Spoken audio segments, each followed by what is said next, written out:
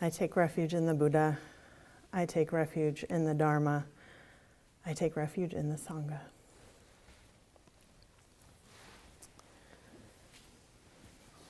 Good morning. We just had a Ksitigarbha ceremony here at Great Vow, Ksitigarbha Bodhisattva. The word bodhisattva means enlightenment being, and Ksitigarbha means earth womb, or all that is born from the earth. I'll talk a little bit about that, about the elements of the ceremony that may be applicable. What is a bodhisattva anyway, and how does it apply to my life and the world we live in? Important to this inquiry is also, what does it mean to ask for help? Can we ask for help from a bodhisattva? What does that even mean? Ksitigarbha is also known by the name of Jizo. That's a way of describing the same bodhisattva, but that's the name in Japan, Jizo. And how can these qualities be cultivated and applied to the experience of what some people might be running into from time to time, that is burnout or cynicism? And how do we keep going in any circumstance? So that's the scope of this talk. Are you ready? It's kind of a lot, but that's one of the great things about bodhisattvas. They have very large heart minds, can encompass, can include. So bodhisattva in Sanskrit means enlightenment being. And I'm drawing from Chosen Roshi's book on Jizo to provide some definition here, because they're just very complete. So an enlightenment being is someone who is fully enlightened, means completely aware to the great mystery, who could choose to merge with the great mystery forever. But instead they look back and they see the suffering, and they turn from merging completely and turn towards those who are suffering to help them.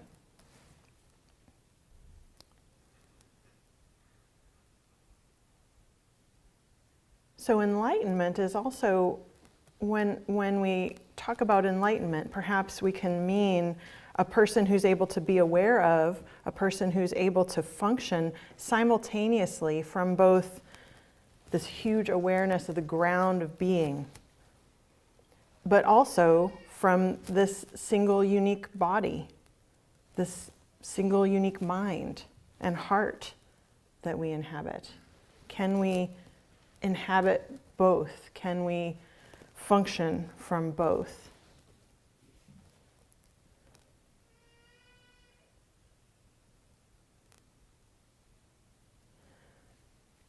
So Jizo is a protector of all that is born from the earth. This is how a bodhisattva of the earth functions, and this particular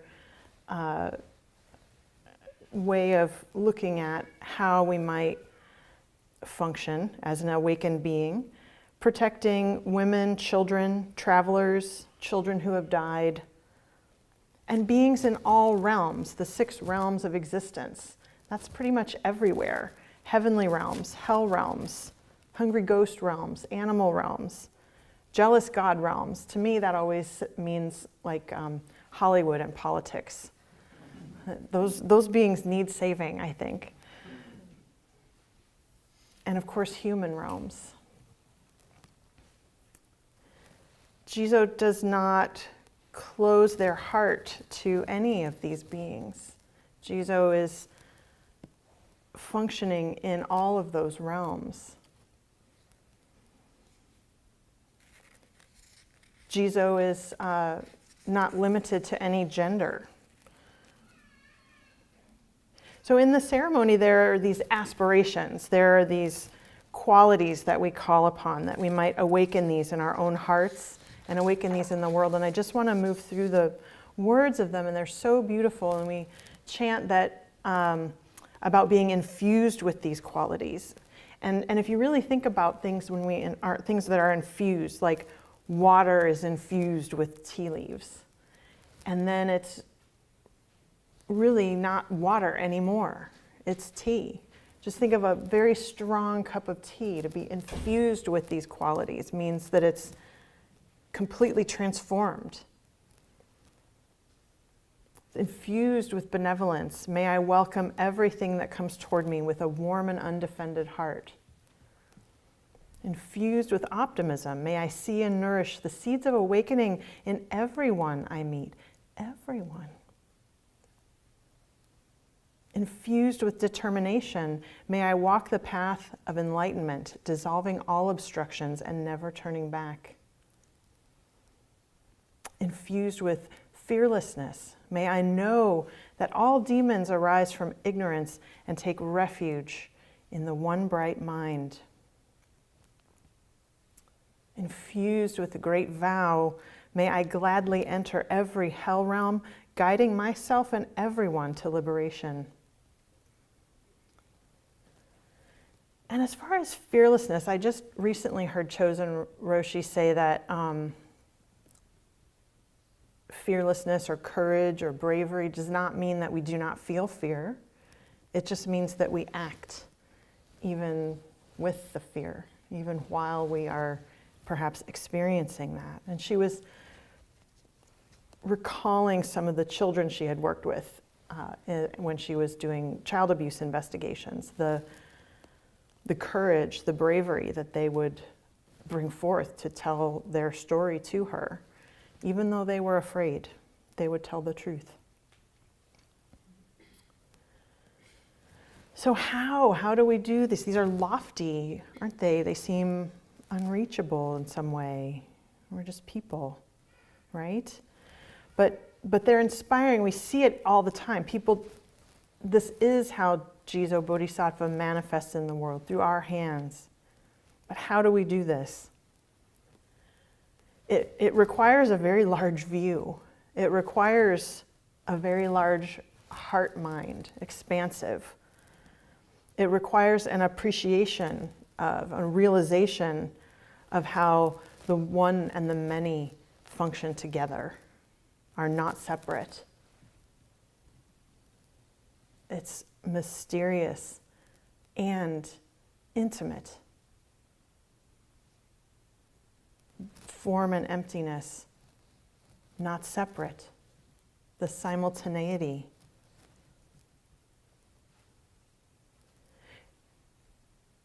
We need to recognize the groundless ground of being, this infinitely vast potential, and the miraculous aliveness of frogs and flies and compost and shit sticks and rainbows and feeling your own pulse in your hands and that nearly bioluminescent moss on the rocks out there. This human breath right now. The one and the many. The raindrops and the entire body of water.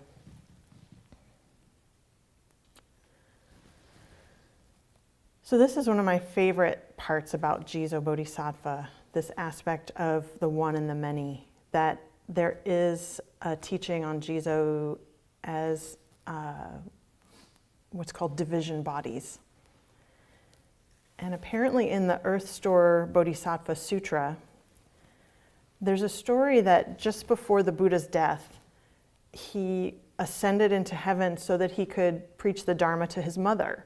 She had died soon after his birth, and she was unable to hear the Dharma. So he goes ascending to heaven to share the Dharma with her. And in this teaching, to attend this teaching, hundreds of thousands of division bodies or manifestations of the earth store Bodhisattva then arrived from innumerable worlds wherever suffering existed. Each Bodhisattva in this enlightened crowd brought flowers and incense for the Buddha.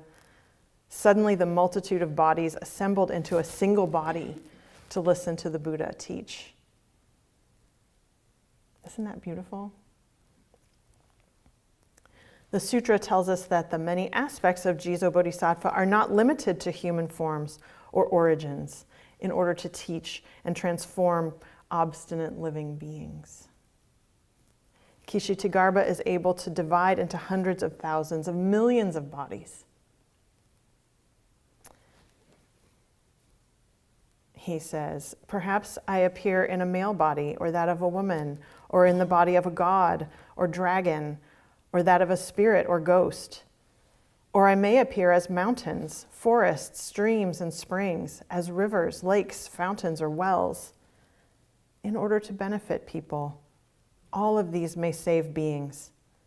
Or I may appear in the body of a heavenly king, a Brahma king, a wheel-turning king, a layman, the king of a country, a prime minister, an official, a monk, a nun, in order to teach and rescue beings. So these bodies are division bodies, the many ways bodhisattvas can appear. It could be anybody. They also coagulate, they also coalesce into one body. And we do this whenever we chant, don't we? So let's do this right now. Let's do a practice. We'll chant maybe the Jizo Shingon a few times. And as you do, please bring awareness to the one voice. Not so much your individual voice, but your individual voice is really important to contribute. But let the one voice emerge. Feel the one body as we chant together. Let's do that a few times, shall we? Jizo Shingon. Om Ka Ka Kabi San Mai Soaka. Om Ka Ka Kabi San Mai Soaka. Om Ka Ka Kabi San Mai Soaka. Om Ka Ka Kabi San Mai Soaka. Om Ka Ka Kabi San Mai Soaka. Om Ka Ka Kabi San Mai Soaka.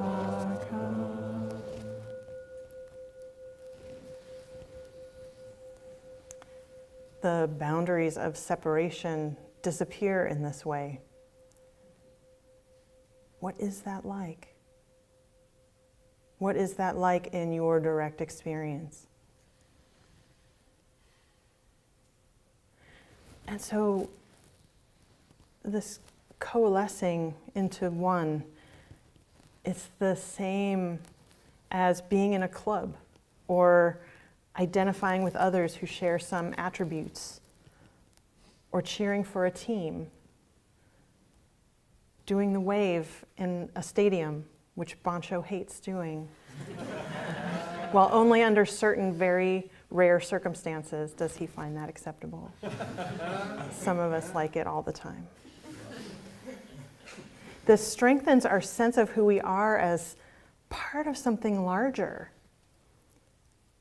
But can we be even bigger than our favorite baseball team? Can we experience sympathetic joy even for the other team? Even for the Mets? Watching the World Baseball Classic, teams are created from all different countries. So now it's Team USA. Now it's Team Japan. Now it's Team Puerto Rico. See how fluid this really is? So we can telescope out in this way, and we can zoom in again. This one human with these human hands, what can we do? How can we help? How do we function as one of these division bodies? How are division bodies created? They are created in response to need. They arise in response to need. When someone is suffering and cries out, even silently, for help, a transformation body is born because of that request. There are as many transformation bodies as there are beings right now who are in distress and asking for help.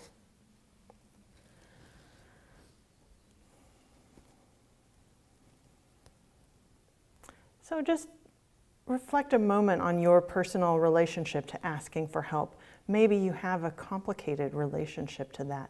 Maybe there's some aversion in this idea. What does it mean to ask for help? This is the experience of bowing sometimes. We can bow and truly recognize our own limitations, that we simply must ask for help.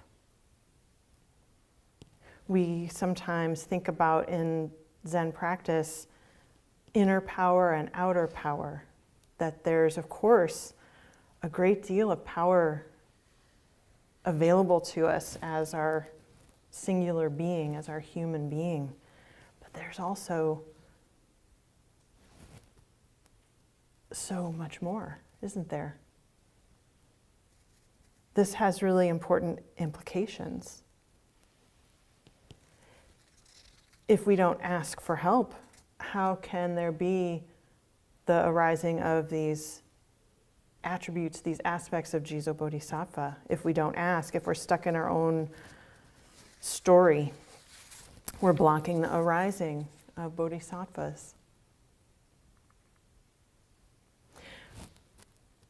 Sometimes it's easier to offer help, to be that bodhisattva when we are moved by vulnerability, isn't it? Maybe we're more comfortable in that role.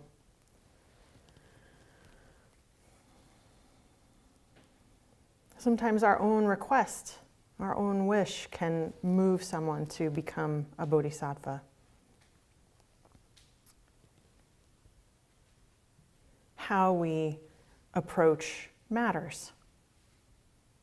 Our current discourse today can sometimes assume that name-calling and force will change people's hearts and minds. When someone assumes the worst of you and then demands something of you, how willing are you to actually do it? How likely are you to resist? So attacking others, we don't create Jizo bodies, we might create demon bodies. But when we learn about someone else's situation, when we understand exactly how they got to where they are, and if we are observers of the law of karma, we know that this is the way it is. We know that everything is caused. Everything arises from the causes and conditions that are here. This is the way it is because of everything else that is. When we reject this truth, we are requiring the moment to be different than what it is. This is just not acknowledging the simple reality of karma. This person is how they are. This person sees what they see. This person is this way in this moment. When we understand some of these causes, we can invite a much larger view. And of course, this doesn't mean never respond. This doesn't mean ignore an opportunity to respond, but it does mean to respond from this place, to respond from this larger view. We had a friend of our community, Ryan Nakade, who is someone who is, his job is to reduce political violence in this area, in the Pacific Northwest. And he specializes in depolarization, and he is doing this on the very edges, on the very extremes. He's talking to Proud Boys and Antifa and helping to reduce violence, political violence. And his, he approaches with curiosity. He says his favorite question is, tell me more about that. Tell me more about that. Asking questions rather than trying to convince. To see a dialogue instead of a debate, whereas a debate is a persuading, winning the argument, arguing for a predetermined conclusion. And dialogue is mutual understanding, insight into other perspectives, and open exploration of an issue. It's don't know mind.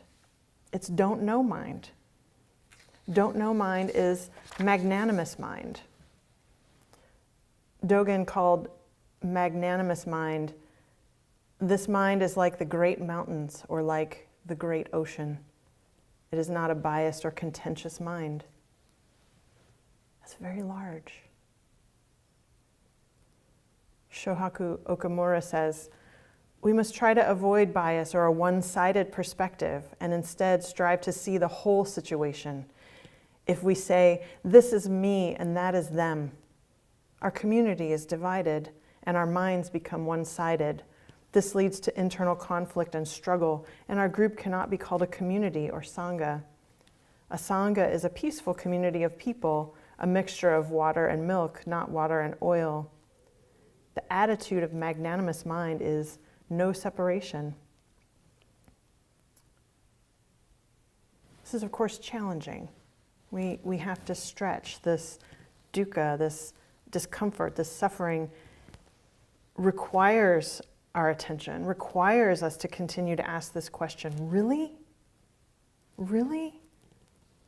That magnanimous?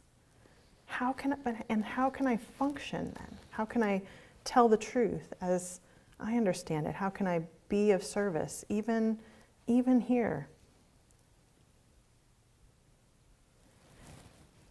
Again, this is why asking for help is so important. It enables us to be larger than we already are. Our culture would interpret Jizo as an archetype, creation of an aspect of human psychology. And this is true. This is an important way of understanding our capacity. But can we also maintain an openness to mystery, something even larger? Goodness knows psychology does not know everything, cannot explain everything. There are discoveries in medicine all the time, every day, in every scientific endeavor. We don't know. We really don't know. So how can we say for sure that there is no larger response to our genuine pleas for help other than some psychological shift within our own singular body, mind? Can we know for sure that there aren't innumerable manifestations of Jizo bodies in innumerable realms wherever suffering exists, and that these can be called upon? I think this helps us with the experience of burnout, to know we're not alone. Maybe some of you have experienced burnout. Maybe some of you are about to experience burnout.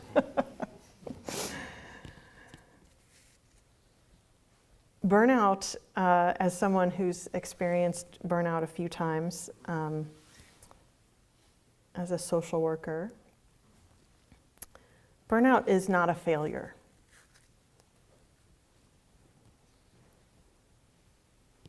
Burnout is not an individual inadequacy. It is a normal response to specific conditions, often in the healthcare field, but seen elsewhere, like teaching, wildland firefighters, first responders. It can be in a lot of the helping professions and areas, even parenting. One of the features of burnout is cynicism. And there's a definition of cynicism: a general distrust of others' motives and intentions, and the belief that people are primarily motivated by self-interest. Cynics may also lack faith in people and their goals, and may view these goals as vain, unobtainable, or meaningless. That's one definition of cynicism. Research suggests that cynics are more likely to earn less money, experience depression, drink more heavily, die younger, and be less likely to participate in collective action, protest, or voting.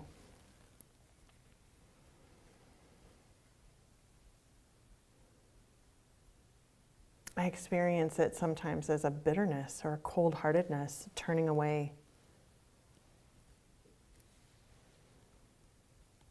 So what are the Jizo qualities that are opposite of that? Optimism. May I see and nourish the seeds of awakening in everyone I meet. Everyone. This presupposes that assumption that there are seeds of awakening in everyone.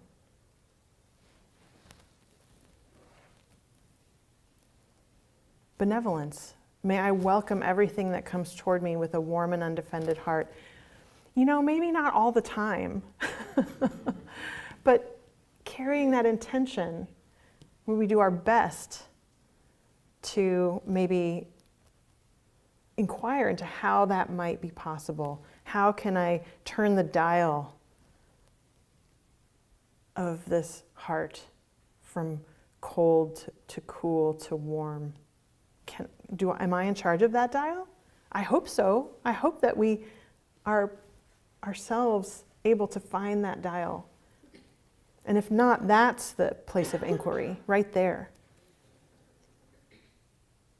And fearlessness, may I know that all demons arise from ignorance and take refuge in the one bright mind. All demons arise from ignorance. It's not personal.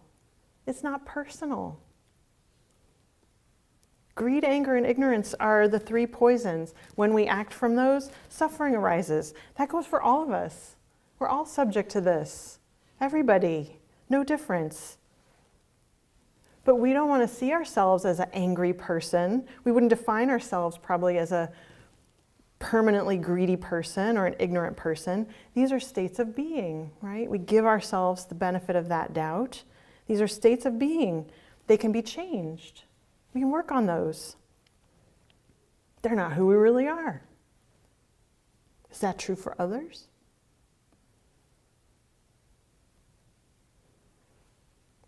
Does that extend to everyone?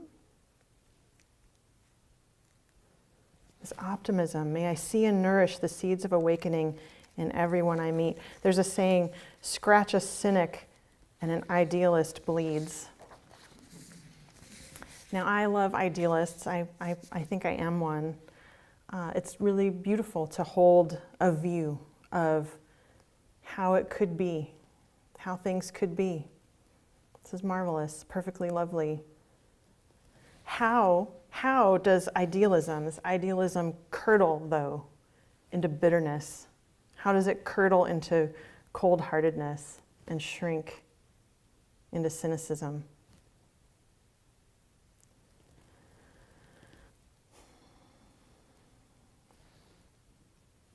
If we can see that greed, anger, and ignorance are these states of being that are not permanent in ourselves and in others, then we know that it's just a matter of continuing to endeavor to work with them. One of the causes that I found of burnout was insisting on a particular outcome. I had this change strategy in mind and enact it for sure. And then when it doesn't happen, it's completely demoralizing and exhausting. We believe we're a failure, doubt our whole entire reason for being.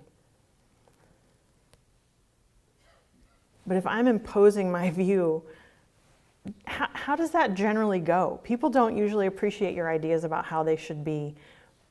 That sort of question with the attitude of like, you know what your problem is? Yeah, people don't love that. You know what your problem is. How does that tend to go? What if we don't know? What if we let go of the outcome and focus instead on this moment? How do I want to be? How can I approach this person? How can I approach this situation? How can I approach this relationship, this practice? Can I bring practice to this? Can I bring my values of nonviolence, harmlessness, the best I can? Of course, telling the truth. Of course, not avoiding difficulty, but maintaining this willingness to see fully, to invite this larger, more open heart-mind, to bring that. This is so much larger than being a helper or a helpee. Ram Dass called that helper's prison, where we're stuck in these limited roles. Can we open that up and just see ourselves in the blur of it all?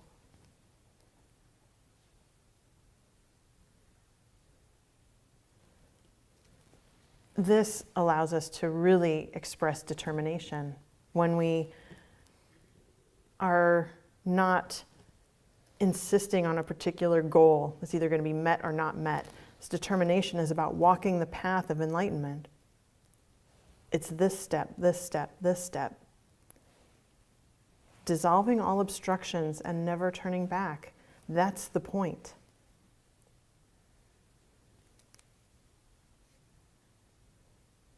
It's the great vow. May I gladly enter every hell realm, guiding myself and everyone to liberation. Let's just start with myself here. Let's start there.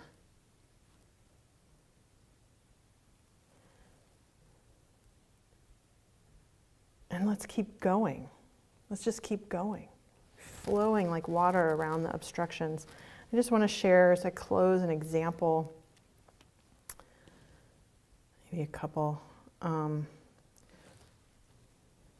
Chosen Roshi and I are part of a group called Mindful Medicine, and we've been offering the tools of practice and retreat and basically Sangha community to healthcare professionals for quite a few years. And we talk about the challenges of this, you know, the difficulties as things are changing in that realm.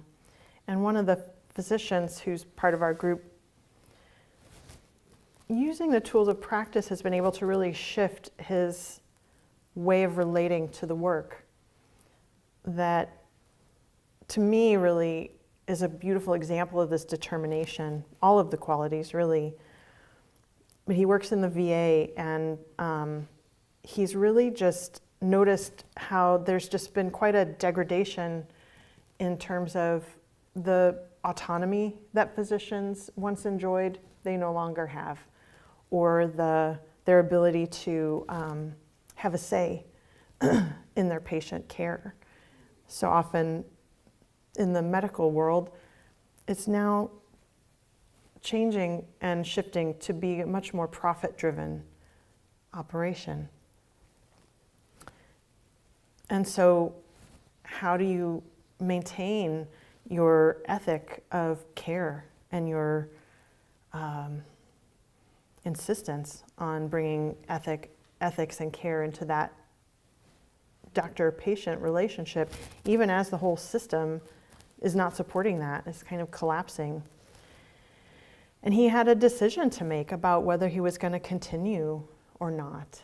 And he's just decided to keep going and, realize that he doesn't have the same kind of power or status that he even used to when he started.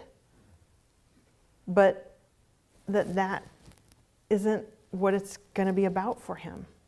That it just is going to continue to be about delivering the best care that he can to his patients, maintaining those relationships as best he can in an 8-minute encounter.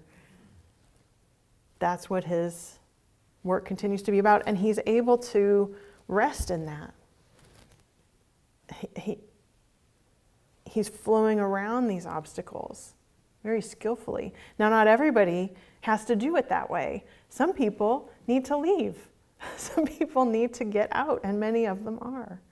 That may be the right, maybe it's temporary, maybe there's a lateral move, maybe there's some other way to keep enacting these vows in some way, in some way.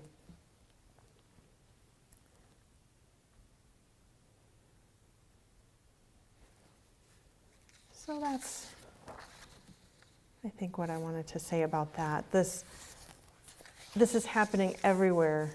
This is happening constantly. These innumerable division bodies of Jizo Bodhisattva walk among us in every form. Were it not for burnout, were it not for being trapped in helper's prison, I would not have been forced to look more deeply into what's true, what's really true. So even when we run into suffering, even when it seems insurmountable, right there, right here, this is where we must bring the tools of practice, inquiry, not knowing, and open this heart mind. And we have to do it together. We can't do it alone. This is the only way. So let's keep going. Thank you.